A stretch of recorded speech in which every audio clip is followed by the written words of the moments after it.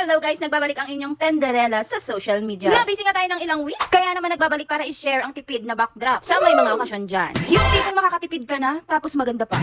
Gusto mo ba yon? Syempre, gustong gusto. Dahil hindi lahat afford magpa-backdrop. Pero kung may pera ka naman, at gusto mo ng bongga, syala, at talagang afford mo yon, go na sa stylist. Pero dito sa video ko, ito yung tipid hack. Kung maka-hacks naman, kaya naman simulan na natin sa foil curtain. So dito, I suggest na dalawa lang yung bilihin mo. Bumili nga ako ng 4 kasi kala ko magkukulang, pero hindi. Ang dalawa ay kasyang-kasya na. For only 22 pesos lang naman. At ito ang itsura niya. At segundahan naman natin sa balloon. First of all, ang kinakabitan ng asawa ko ay balloon chain. For only 5 pesos. Hindi ka na mahihirapan pa ikot-ikutin ng mga balloons mo. And sa balloons, I suggest na mixed colors. Pastel colors, 100 pieces pero 95 pesos lang. O, diba? Bonggang-bongga na. Lima ang itsura ng balloon chain. O, eto. At eto nga, bumili din ako ng table skirt. At dito nga sa link sa comment section. May dalawang size ka na pagpipilian. Yung isa is 45 pesos, which is kasyang-kasya sa isang 4-seater na table. At yung isa ay 79 pesos. At sobrang kasya siya sa 8-seater, sobra pa. At napakadali niyang ikabit dyan. Meron siyang double-sided tape na ididikit mo na lang. Hindi mo na kailangan tiklop-tiklopin kasi may sarili na siyang design. O, diba? Ang bongga. Sumobra pa nga siya sa dalawang table kaya nilagay namin sa ibabaw.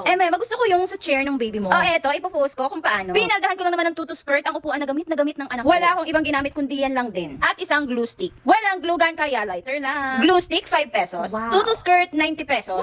50 yards. Sobrang 50 yards kaya itabi mo na lang. Inikot-ikot ko nga lang yan dyan at tinali-tali. At saka ako nagpatulong para madikit ng glue stick. Kasi mainit. At ito na nga yung kinalabasan niya pagkatapos. Eto ang itsura niya pag bibili ka. Segundahan natin sa pangalan. Dito dahil wala akong ginastos kundi yung paintbrush. Yung styro kasi is libre kasi nakalagay siya sa paninda namin. Pero kung bibili ka na sa 35 pesos to 45 pesos, sige, hanapan ko na lang din ang link. At sa color paint naman, 15 pesos only. Hindi naman kailangang marami. Lalo na kung maiksi lang naman yung pangalan. Nilagyan ko na din siya ng glitters worth 10 pesos. Gold nga pala yung napili ko kasi bagay siya sa lahat ng color ng curtain. Kailangan mo lang ng konting ganap sa pagpapangalan. Maganda naman din yung kalalabasan. Kung ayaw mo ng pintura, pwede kang gumamit ng glue. Tapos, saka may lagay yung glitters. Sa kaso ko kasi nagsimula ako sa pintura kaya no choice na ako. Kaya sa bumili pa ako ng glue, nandun na rin naman yung pintura at dumidikit na siya. Kaya ayan, gino ko na. Maganda rin naman ang kinalabasan kaya lang talagang struggle is real. Feeling ko kasi mas okay siya kaysa sa tarpaulin. Eto na rin naman yung uso ngayon and mahal din yung tarpaulin. Eto wala pang 50 pesos yung gagastusin mo. Share ko na lang din yung sa nilagay ko sa loot bags. Loot bags 15 pesos, 10 pieces. Isang biskwit na malaki at maliit. May chichirya at mani. Candy saka Jelly Ace. Super goods na siya kaya napakarami niyang tingnan.